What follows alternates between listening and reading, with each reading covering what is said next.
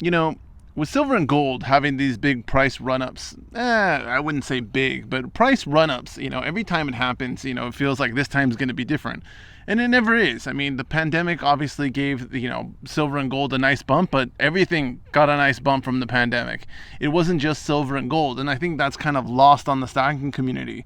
You hear so many stackers say, well, I'm in the green on my stack. Well, of course. I mean, if you were buying pre-pandemic, you have to kind of be in the green. Now, if you've been buying post-pandemic and dollar cost averaging post-pandemic, you might starting to eat into those profits that you used to have, on a stack that you had pre-pandemic.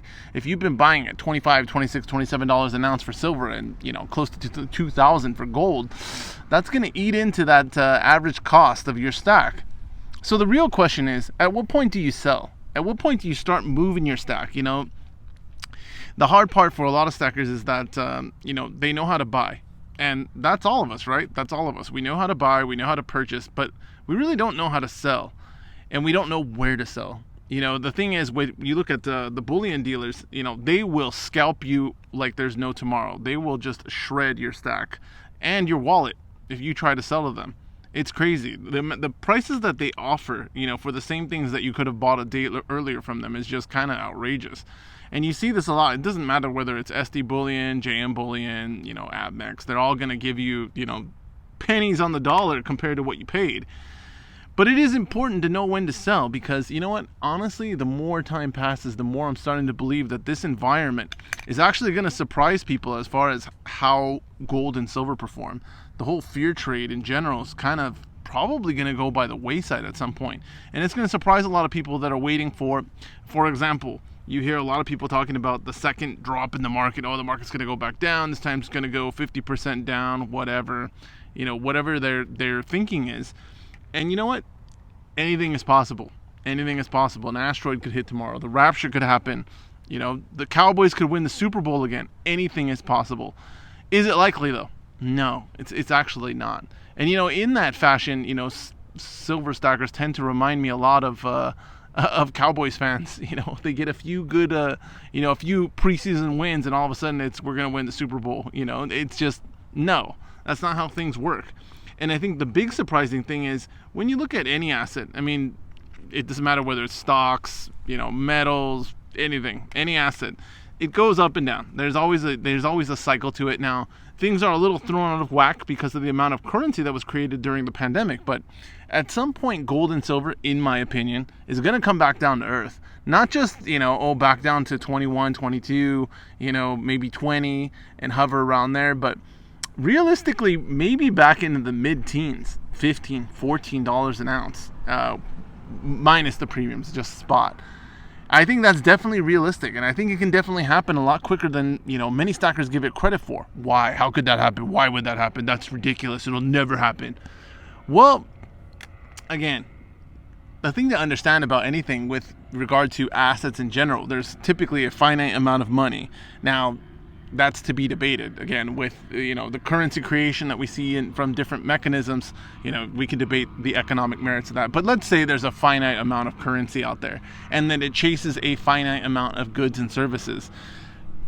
As things tend to improve, and make no mistake, the economy will improve dramatically at some point. And even for the people who've been hammered by inflation and different things, it will get better at some point. As it does, money's going to stop flowing from the fear trade, metals, things like that, to other places where it can actually, generate a more meaningful return. Gold and silver, make no mistake, pandemic definitely gave them a ride, for sure. But the question is, how long is that ride going to last? And how long do you hold on to it, if it becomes a falling knife? Case in point, what was it, last October? Spot fell into the teens? I think it hit high 17s at one point. Anything can happen, and it can happen quickly. Just as quickly as prices go up, they can go right back down. Now, does that mean you're going to get a steal on bullion? Not necessarily. Especially in the beginning of that, no. Dealers can, especially online, they can sit on inventory. They don't have to worry about what you have, what you don't have, what you're looking to buy at. They can sit on inventory. Now, coin shops, that's going to be your big play. If you have the money to go to the coin shop during a time like that, coin shops depend on that revolving value, in, out, sideways. They're not there to hold on to inventory and wait for the right price and blah, blah, blah. That's bullion dealers' jobs. Now, again, if you can reposition that money into something else, well, what else would I put it into? I can't hold it, so I don't know. There's other things that you can hold that you can, make some money on. It doesn't always have to be just, gold and silver, although as great as they are. But the key with it is that, again, you got to have a plan to sell, and you got to have the fortitude to actually do it. What happens a lot of times is prices move so quickly that people don't jump on it. Check these out. These are still in the package from the Mint, Royal Canadian Mint. Some of these are from the, 2004. This roll's from 2004. I think I have one from 2000, and they're still in these little flips. Now, the flips are yellowing, but they're still sealed. Pretty cool. I like them. You can see the embossing there on the side.